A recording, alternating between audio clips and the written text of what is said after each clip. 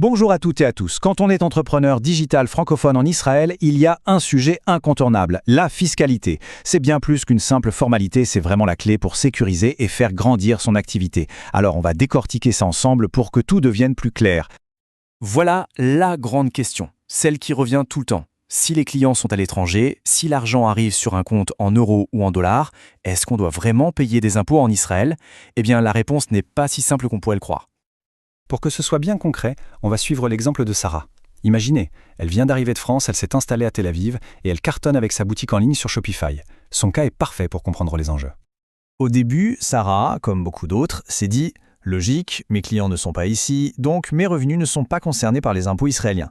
C'est une idée reçue très répandue et qui peut coûter très cher. Ok alors, comment ça marche vraiment? Pour le savoir, il faut plonger au cœur du système fiscal israélien. Et tout repose sur une méthode bien particulière, qui mélange deux grands principes.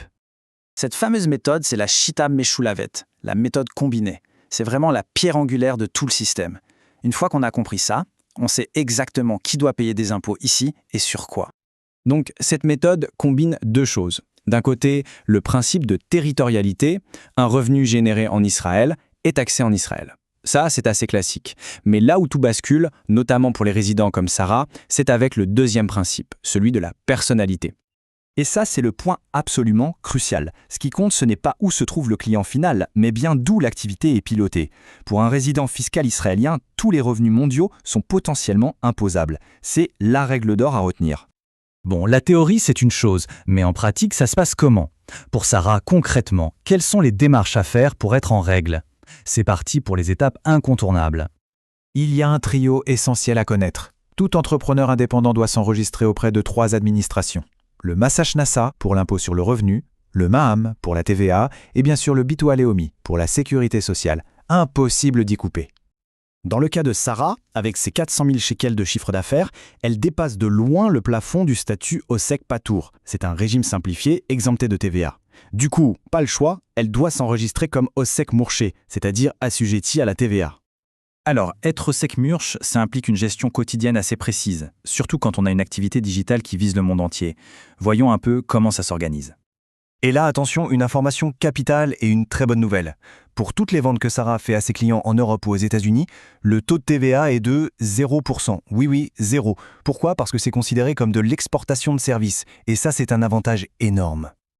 Mais attention, ça ne veut pas dire qu'on peut se la couler douce. Au contraire, ça demande une rigueur absolue. Il faut une compta impeccable, garder chaque facture, chaque reçu, déclarer tous les revenus, faire ses désacomptes régulièrement et bien sûr, faire une déclaration annuelle complète. La discipline, c'est la clé de la tranquillité. Une fois que la conformité est assurée, on peut passer au niveau supérieur, l'optimisation. Comment réduire sa charge fiscale en toute légalité? Et quels sont les pièges à éviter, surtout dans le numérique? Le premier réflexe à avoir, c'est de penser aux dépenses déductibles.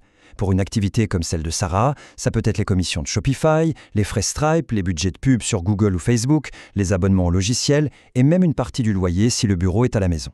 Chaque dépense bien justifiée, c'est de l'impôt en moins. Puis, avec la croissance, une question stratégique se pose. Rester indépendant, Atzmaï, ou créer une société, une Revra Ba'am. L'indépendance est super simple pour démarrer, mais quand les bénéfices grimpent, la société devient intéressante, avec son taux d'imposition fixe à 23%. C'est plus complexe à gérer, mais ça peut valoir le coup. Le monde du digital amène son propre lot de casse-tête. Par exemple, comment on définit la source d'un revenu quand tout est dans le cloud? Comment on gère au mieux les conversions de devises? Ce sont de vraies questions qui demandent une attention particulière pour éviter les problèmes. Heureusement, il y a des garde-fous.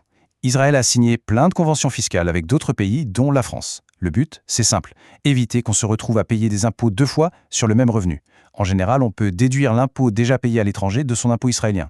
Finalement, on arrive à la conclusion. Et c'est important de voir la fiscalité non pas comme un fardeau, mais comme un vrai outil stratégique. Une bonne gestion, c'est ce qui permet une croissance saine et durable. S'il n'y avait qu'une seule chose, une seule phrase à retenir de tout ça, ce serait celle-là. Elle résume tout. Le statut de résident fiscal en Israël implique une responsabilité fiscale sur l'ensemble des revenus, peu importe d'où ils viennent dans le monde. C'est le principe de base. Au fond, s'occuper de sa fiscalité de manière proactive, c'est un peu comme construire les fondations d'une maison. C'est un travail essentiel au début, mais c'est ce qui garantit que l'entreprise sera solide, stable et prête à affronter l'avenir. Ce qui nous amène à la question finale. Une question que chaque entrepreneur devrait se poser régulièrement. C'est l'occasion de faire un bilan, de s'assurer que tout est bien en place pour continuer à avancer sereinement. Merci de nous avoir suivis.